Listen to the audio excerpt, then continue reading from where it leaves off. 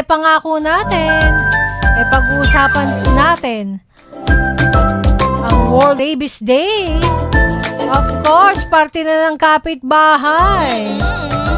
Kasama natin ngayong umaga si Doc Beth Barrera, isa pong veterinarian. Yan, Doc Beth, magandang araw po sa inyo. Good morning po, Doc. Hi, good morning po sa inyong lahat. Yan, Doc Beth, kamusta ba ang panahon sa ating lugar? Medyo maulan po. Talagang nananalasa na si Bagyong Opong. Opong ba yun? Opo, opong. Kumusta po kayo? Eto, lamig na lamig. Parating na sa freezer. Oo, Namamaluktot na, di ba? Sobrang lamig. Ramdam natin yan, lalo na pag pamadaling araw. Ayun, medyo bedroom po itong pinalalagyan ko kasi hindi po tayo natuloy na mag-duty gawa nga ng may bagyo. Sa panahon. Ay, opo, buti Oo nga. po, mabuti. Nako, Doc, naka-bed weather ka pala. Opo. Paalala lang din bago po tayo mag-umpisa. Doon sa mga kapitbahay natin na dadaanan ng bagyong Opong, sa paglikas natin, halimbawa binabaha po tayo, kailangan nating lumikas, wag po nating kakalimutan yung mga alaga natin. Wag po nating iiwanan ng nakakulong or nakatali. Hanggat maaari po, tanggalin sa pagkakatali or tanggalin sa pagkakakulong. Kasi yung mga alaga naman po natin marunong lumangoy. Mabuti pa sila marunong lumangoy. Kaya nilang iligtas yung mga sarili nila. Totoo. May Yun. instinct na po nila paalala lang mag-survive. po. Kaya wag natin sa tali, di ba, ikukulong. Gaya ng napabalita, di ba, nakikita natin. Buti may dumadaan, nagre-rescue, di ba, Doc Beth? Oo, so alam mo yun, mawawala takot mo. Gusto mo i-rescue yung hayop, yung aso. At alam nyo, aso i-rescue siya, di ba? Hindi naman nangangagat Hindi, oo. Kumakawag Yes pa nga po. yung buntot eh. Oo, humihingi din sila ng tulong. Alam nilang tutulungan sila eh. Ayan. Yes, opo. Eto, Doc, gaya ng nabanggit natin kasi World Rabies Day. Kamusta po ba yung sa inyo pong karanasan, yung awareness po ng mga Pinoy pagdating po sa rabies? World Rabies Day, actually siya, sa September 28. Oo. Every September 28 po yan, isinicelebrate yung World Rabies Day. So, ngayong 2025, 19th World Rabies Day. May tema po tayo na Act Now, You, Me, and Communities. Lahat tayo merong obligasyon para sa mga alaga natin at the same time para din po maiwasan natin yung paglaganap pa ng rabies sa ating community. So, kailangan pong magtulungan, ako, ikaw, at tayong lahat po. Sa awareness naman po, medyo maayos na din at marami po tayong mga local government units na nagkakandak ng mga awareness seminars. Tapos, nagkakandak ng mga free rabies mass vaccination at para maiwasan yung pagdami ng mga strays, stray cats and dogs. Nagkakandak po ng mga free spaying, castration sa mga local government units natin sa mga barangay, sa mga bayan, cities, province, may mga assign po para doon. Malaking bagay ito. Pag sa mga LGUs po, di ba, kadalasan libre po ang pagbabakuna po, di ba, doon sa alaga natin. May mga communities pa nga, di ba, Doc, nagbabahay-bahay. Yun, para bakunahan yung alaga. Tinatanong kung bakunado na yung mga alaga nila. Oo. Pero mag-ingat din po tayo kasi meron din ibang grupo na nagbabahay-bahay pero hindi po sila registered. Hindi po sila, kumbaga, legal na dapat na gumawa ng ganyan. Doon po tayo, mag-antay tayo ng mga abiso ng ating mga local government units po. Schedule yan sila bawat barangay. Ayun. So, i-take note nyo, baka mamaya, hindi naman talaga padala o representative, di ba? Yes. Galing sa ating LGUs. Ayan, Doc, ano ba yung dapat paghandaan bago ipabakuna yung alaga nating hayop? Sa vaccination, dapat ang edad nung alaga natin 3 months pataas. Below 3 months, medyo baka hindi pa nila kayanin. Ayan, so 3 months pataas at dapat healthy. Dapat maganang kumain, masigla, walang ibang problema. Walang nakagat within 2 weeks. Walang nakagat? Yes. Kasi pag may nakagat po, kailangan i-observe yun. Oo. Tapos So, walang within 2 weeks sakit, dapat healthy. Paano kung medyo sinisipon, Dok? Opo. Hindi pwede. Basta may sakit, talagang hindi pwedeng bakunahan. So, kailangan na, as of the moment talaga, wala po siyang nararamdaman kahit ano, para Yes po. mabakunahan po siya. Any vaccines naman po, any vaccination, bukod sa rabies, yung ibang bakuna pa kagaya nung anti-parvo, distemper, ganyan, hindi po talaga pwede magbakuna kapag ka may sakit po yung ating alaga. Kahit man po yung deworming na ginagawa po natin, hindi rin tayo pwedeng mag-deworm kapag halimbawa nagkakaroon ng diarrhea or vomiting yung mga alaga natin, hindi po pwedeng i-deworm yun. Delikado po. Maging Lalong malalagay sa anin. Opo, klaro ko lang ulit, Doc Beth. Yung sa mga alagang under medication, bawal din bakunahan yun.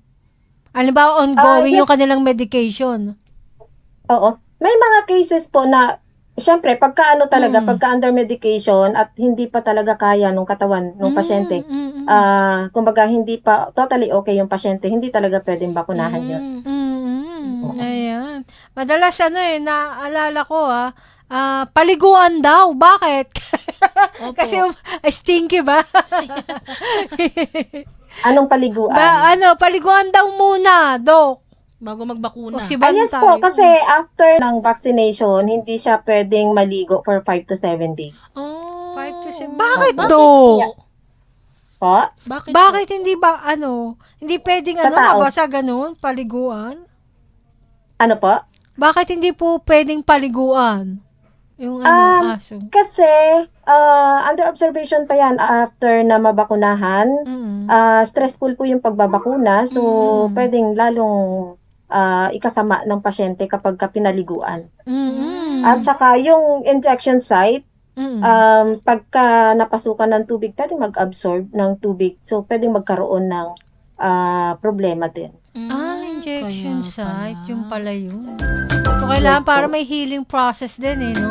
Pero meron ba, Dok, na parang tayo, di ba, pag binabakunahan, like yung sa pandemic po, di ba, may mga possible na symptoms na lalabas. Sa bakuna rin po ba, may mga posibleng lalabas din? Parang sa tao din po, na kapag binakunahan, di ba yung mga bata, kapag binakunahan, nilalagnat after. So, may ganun ding nangyayari. Depende yan sa immune system ng pasyente po natin. So, hindi sila magkakapare-pareho ha. May iba na parang wala lang, hindi iniinda yung bakuna, pero may iba na talagang nilalagnat. So, ang ang usual na effect ng vaccine, yung halimbawa, pagkakaroon ng fever or pananamlay, ma-observe yan within 24 hours after, just after ng vaccination. Pero kapag halimbawa, nagkaroon ng problema mga 2 days after pa or 1 week after, hindi na po dahil sa bakuna yun. Ano po pwedeng naiba na maging siyang remedy problema. doon, Dok, kapag ganyan, may sakit, may yung after effect po nung bakuna? Ano yung medyo alarming na sintomas Kapag po? halimbawa, lumagpas na ng 24 hours na ayaw kumain, nagpapakita ng ibang signs like diarrhea and vomiting, sobrang nananamlay na, mas maganda maibalik ka agad dun sa kung saan siya pinabakunahan para ma-advisean po kayo kung ano yung mga dapat gawin. Dok, meron po bang di ba, binakunahan? Meron bang yung aso parang nagkaroon ng allergy rin, di ba? Allergy reaction, Allergic Opo, reaction. meron pong ganun. May mga Talaga? incidents po ng ganun. Parang Na tao after rin ng pala. vaccination, opo, nagkakaroon din ng mga rashes, ganyan. Talagang buong katawan namumula. So, as soon as possible, dapat pag kami na-observe po kayong ganon, ibalik ka agad kung saan po pinabakunahan para mabigyan ng first aid treatment, anti-allergy. Ako, mahalaga malaman natin to. Kasi mamaya nagpapanik rin, di ba? Hindi maiwasan naiwan ko lang saglit, di ba? Ganito yung nangyari sa alaga ko. Parang ganon. For parents ay nagpanik na. Eto pa po, Dok, ano may mga bawal gawin? Meron ba bawal gawin? Bawal kainin after ng Bakuna ng bakuna? aso. Sa food, wala naman. Mm. Ang bawal lang po talaga after ng vaccination, paliguan. Yung just after or kinabukasan. Bawal po. Mga 5 days pwede naman na. Ayun. So, okay lang po kahit yung mga daily food nila, okay pa rin ma-take yun. Okay lang po. Kung ano yung usual na food nila, ibigay nyo pa rin. Wala pong problema. Bawal daw hindi masarap, high C. Oh, ayun daw, yun lang daw. Dapat daw, deserve daw ni Doggy, ni Doggy yung dahil masarap. pinaturok. Kasi tinurukan siya. Ayun, no? In-spoiled na, no? Oo, eh. Bistado tayo, high CP. Ayan, Dok, eto lang eh. Pero bakit ganun? Sa kabila ng mga kampanya, di ba? Yung isinusulong na awareness, ay may nagiging pa rin, biktima ng rabies. Ano po bang rekomendasyon natin dito? O pananaw natin tungkol dito? Meron pa rin, may mga cases pa rin ng rabies kasi nga hindi po lahat nakikipag-cooperate. Kasi may mga programs po na pinapatupad ang government natin para mapuksa yung rabies. Ang ang goal natin maging rabies free ang Philippines sa year 2030. So medyo matagal-tagal pa 'yon. So sana lahat makipag-cooperate, lahat ng pet owners. Ngayon, dun sa prevention ng rabies, meron tayong yung sinusunod natin, yung Anti-Rabies Act of 2007 or Republic Act 9482. Doon nakalagay kasi kung ano yung mga dapat gawin para mapuksa or ma-eradicate yung rabies sa ating community. So, sa pagtutulungan yon ng mga pet owners, mga kagaya namin, mga veterinarians, mga local government units, ayan, marami pong nagtutulungan para maiwasan yung pagdami pa ng cases ng rabies. So, dun sa prevention or eradication ng rabies, unang-una yung vaccination nga, dapat aware lahat ng pet owners na kapag ka nag-alaga po ng aso or pusa, kailangan pabakunahan po nila. At the age of 3 months, kailangan ng umpisahan yung anti-rabies vaccine. Pero bukod doon, may iba pang bakuna, bukod sa rabies. At the age of 1 month and a half, nag-start na yon. Natakil na natin yon dun sa mga nauna nating program. Then, population control. So, andyan papasok yung neutering. Under sa neutering, yung spaying and castration. Spaying ang tawag po dun sa removal ng ovary and uterus ng female. Tapos, yung castration naman, para sa male, removal ng testes. Ayan. Para hindi na dumami yung mga stray cats and dogs. So, may mga free na ginagawa yung local government units natin. At meron din sa mga private veterinary clinics. Yung ginagawa pa sa mga cities natin, impounding, ini-impound yung mga nakikita na mga stray dogs and cats. Diyan sa impounding, maraming kumukontra dyan Maraming ayaw na ini-impound yung mga stray dogs and cats. Kasi nga daw, kawawa yung mga nai-impound na aso pusa. Kung gusto po natin na wag maging kawawa yung mga alaga natin, be responsible pet owner. Kailangan po alagaan nyo. Hindi yung hayaan yung nakakalat sa kalsada. Ayan, Dok. Baka pwede nyo po kami bigyan ng kaalaman. Ang pusa po ba, di ba, yung may tinatawag silang mating season Sa loob po ba ng isang taon, gaano kadalas dumating yung ganong stage? Ang pusa, considered sila stimulated yan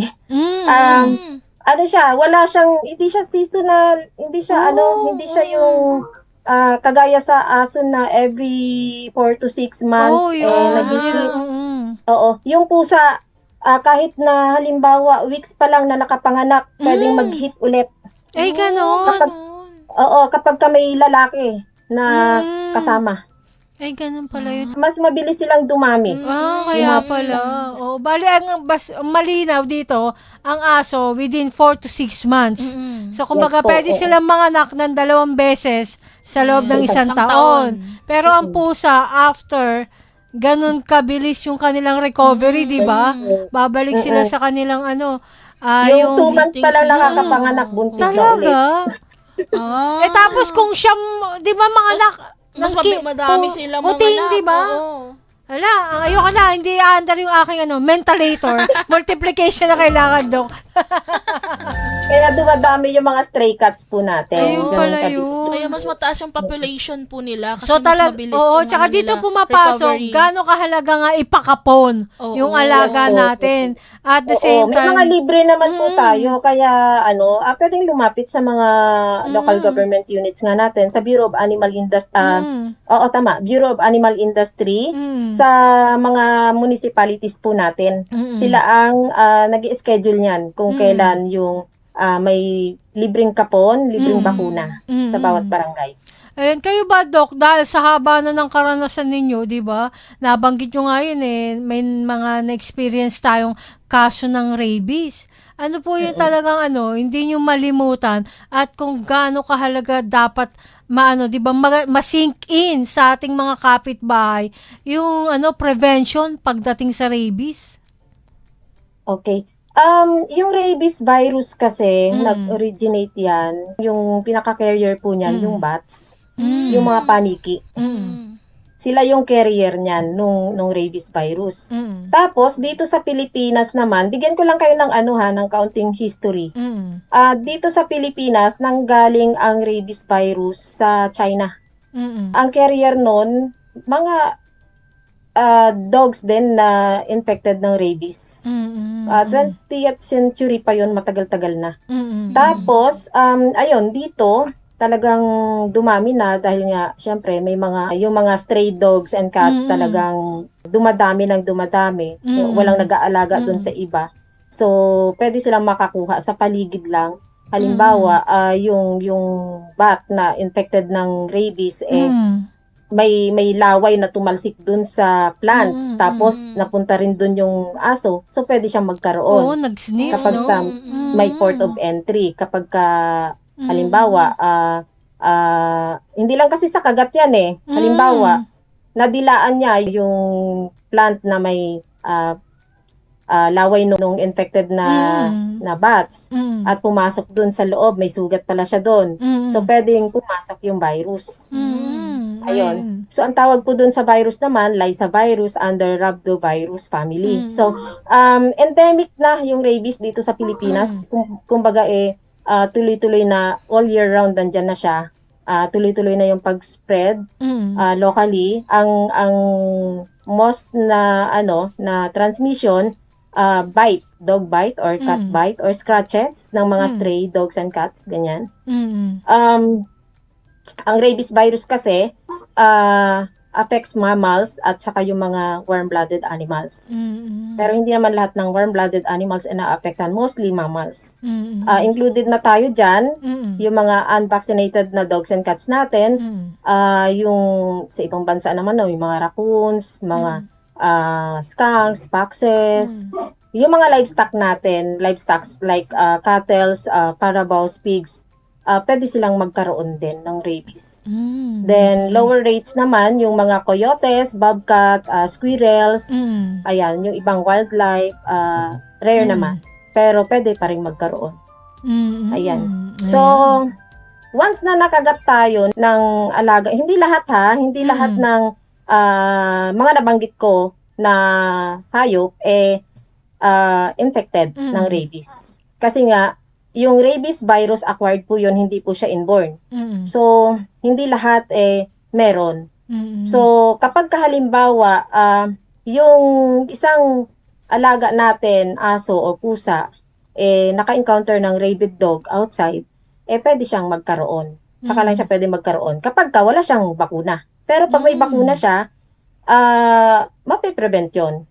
Kahit na maka-encounter siya ng rabid, may siya, may protection. So, yun ang importance ng vaccination na ginagawa po natin.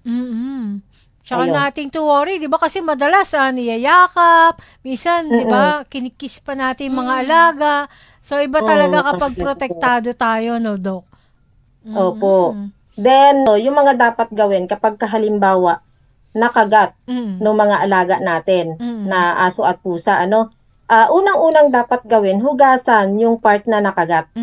Gamit ng tubig, sabon, talagang hugasang maigi. Paulit-ulit, paduguin, kung pwedeng paduguin po natin sa running water, yung tumutulo para tuloy-tuloy ang tulo nung tubig at ma-wash out kung may virus man na pumasok. Then after, lagyan ng disinfectant like alcohol or yung iodine natin. Then agad-agad pumunta sa pinakamalapit na animal bite center para mabigyan po nung yung anti-rabies vaccine, anti-tetano, kailangan din yon.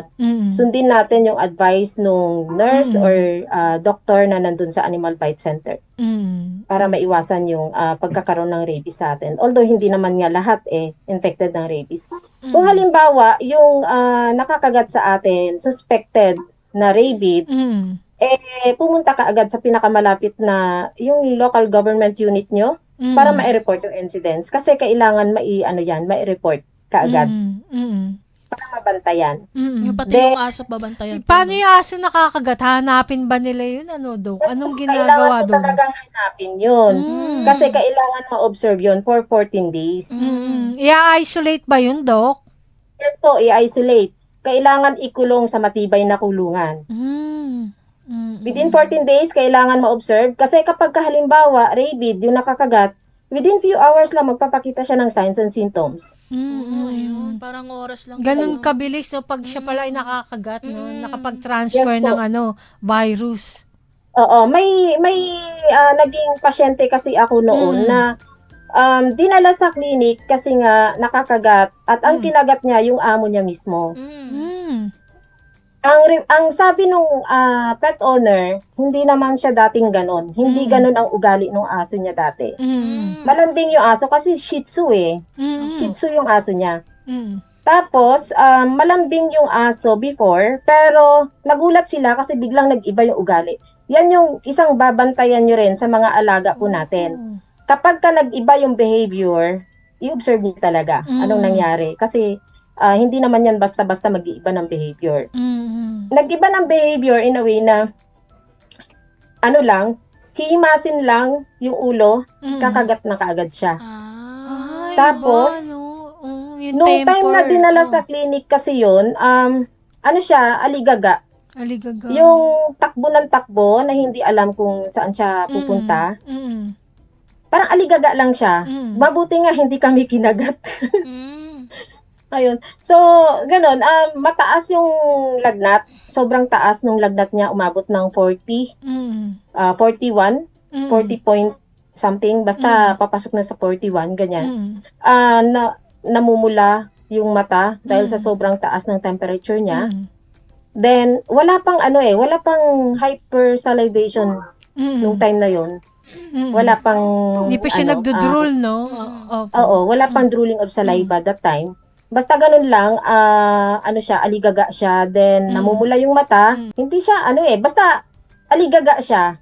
Tapos, nahirapan pa kaming hulihin. Actually, yun, naiswero pa namin. Tinanong ko naman kung bakunado ba. Ang sabi ng owner, oo, bakunado. Kasi, yung owner, empleyado siya ng munisipyo. Tapos, nakakakuha daw siya ng vaccine dun sa munisipyo. Then, siya ang nagbabakuna. Ayun, so, parang ayaw niyang i-admit na rabies yung aso niya. Kahit may symptoms na. Oo. So, naiswero namin, kinulong namin. Nung maikulong na namin sa kulungan, talagang nagwawala yung aso, na kinakagat niya yung kulungan, as in kinakagat niya ng to the extent na yung mga teeth niya, naglalaglagan na, nagduduguan na yung mouth niya, gawa nung pagkakagat niya dun sa kulungan, nagtatanggalan na yung ngipin niya, nanlilisik yung mga mata, Ayan. So hindi na namin hinawakan. Yung assistant ko that time, pinigilan ko na nahawakan kasi nga delikado na. So ayun, after few hours lang namatay siya. Ganun Then nung kabilis. namatay, pinadala namin dun sa diagnostic laboratory diyan sa May Visayas Avenue. Diyan, pinatest yung kanyang brain. Then after few hours, tumawag yung owner, sinabi positive. Ayun. Pero allowed po So, ba yun, Doc? Yung owner yung mag-vaccine sa alaga niya? Hindi Di po. ba hindi po? Hindi po talaga. Bawal po yun. Tsaka hindi may dosage yun, advice di ba, ko po, Dok? dun sa, dun sa mga pet owners po natin, wag pong mag-self-medicate. Ganyan, sila yung kukuha ng vaccine tapos sila ang magtuturok. Kasi nagkakaroon po ng failure dun sa vaccination. Gawa ng, kung minsan yung mishandling ng vaccine mismo. Kapag hindi po na-handle ng maayos yung vaccine, talaga, hindi na siya nagiging effective. Ayun. So, hindi po namin ina-advise na yung owner magturok or may iba kasi na poultry store, yung mga poultry supplies, nagbabakuna. Huwag po kayong magpapabakuna sa mga hindi po legit na talagang dapat na magbakuna sa mga alaga po natin. Huwag po natin ipagkatiwala yung buhay ng alaga natin at the same time buhay natin, di ba? Kasi pwede tayong maapektuhan yan. May mga zoonotic diseases po yung mga alaga natin na pwede tayong mahawa. Ayan. Magandang paalala po yan, Yung Dok. owner nung pasyente na yon, maraming beses nakagat, as in bugbog sarado siya ng kagat. So, nagpaturok din siya agad-agad na anti-rabies. Ayun. Ayan, Dok. Maraming salamat po. Medyo nakakalungkot yung mga ganong Oo, example. Syempre. Kaya dapat talaga maging responsible pet owner tayo. Kailangan talaga as soon as possible kapag naka-acquire tayo ng mga pets, magpunta ka agad sa pinakamalapit na veterinary clinic para magtanong kung ano yung mga dapat na gawin. Kasi i-advise naman sa inyo yan, sasabihin naman sa inyo kung ano yung mga dapat na gawin, kung alin yung dapat unahin na mga bakuna or kung ano man na mga preventive programs na ginagawa po sa mga veterinary clinics. Yun ang maganda paalala yung Doc Bed. Huwag tayo magdi-DIY pagdating sa medication. Oo. Kasi may mga dosage yan. Oo. For awareness lang din yung sa signs and symptoms, no? Sa aso at saka sa tao, almost nagkakapareho yan. Hindi nagkakaiba. Meron ding sa tao, may furious type, may paralytic type, ganun din sa mga aso pusa. May furious type at saka may paralytic type. Yung furious type, yun yung asong nauulol. Yung talagang nangangagat siya. Yung paralytic type naman or yung dumb type, yun po yung hindi na makatayo yung aso, naglalakjo na. Ito, hindi na maibuka. Pero lahat sila merong drooling of saliva, naglalaway ng sobra. Ayun. Ayan.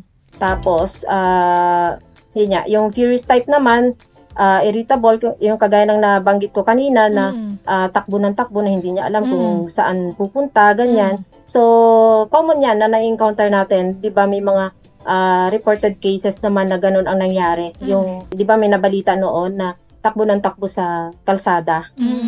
So, pag may na-observe kayo na ganun, report ka agad sa barangay, sa pinakamalapit na local government unit, sila na ang bahalang humuli. Wag din gawin yung kagaya ng ginawa nung nakaraan na siya mismo ang pumatay dun sa aso. Once na infected, few hours lang mamamatay din po kaagad yun. Hindi rin tatagal ang buhay. At saka walang gamot po kasi ang rabies infection. Kaya talaga more on preventive tayo no, Doc? Yes po, more on preventive po pag talaga. lumabas na yung sintomas, yun na hindi na mahahabol no, Doc?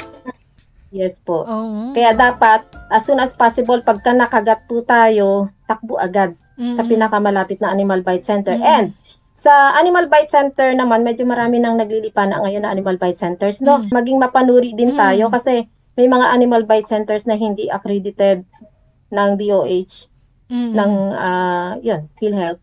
So, kumbaga hindi DOH registered. So, ingat tayo kasi may mga cases na kumpleto ang bakuna pero bakit tinamaan pa din? Yun, yung mga ganong cases po, iwasan po natin yun. Nako, Kaya may ganyan dapat dun pala. tayo sa trusted. Tama. Yan, Doc, maraming salamat at marami kami natutuhan ngayong umaga. Okay po, thank you po. Ayan. Maraming Thank you salamat po. din po. At ingat po tayong lahat sa bagyo. Stay safe po. Have a nice day ahead, Doc. Okay Ayan. po. Bye po. Thank you. Ayan mga kapitbahay ang nakausap natin. Si Doc Bet. Bet Barrera. Marami siyang puntos no na ibinigay sa atin. Tama. Kaya- Kaya mga mga dapat iwasan. Oo, Na hindi magmula pala- doon sa paghanda, bago babakunahan ng ating alaga. Yes. And then, obserbahan natin pagkatapos din ng bakuna. And then, ito yung mahalaga nga yung rabies. Kasi nga, pag naglabas yung sintomas, hindi na yan. Oo. Oras lang din walang Oo, pagitan. dead end. Dead end. Dead Tapos, pareho sa tao at hayop ang sintomas. Tapos, kung saan pa natin dadalhin. So, ayan yung mga Oo, tama. challenge na kakaharapin natin mga kapitbahay. Kaya laging listo at mapanuri. O, huwag kayong bibitiw mga kapitbahay. Meron pa tayong infodrama. Ang ating soundcheck mic test. At ang inyong mga pagbati. Nako, babasahin na namin yan.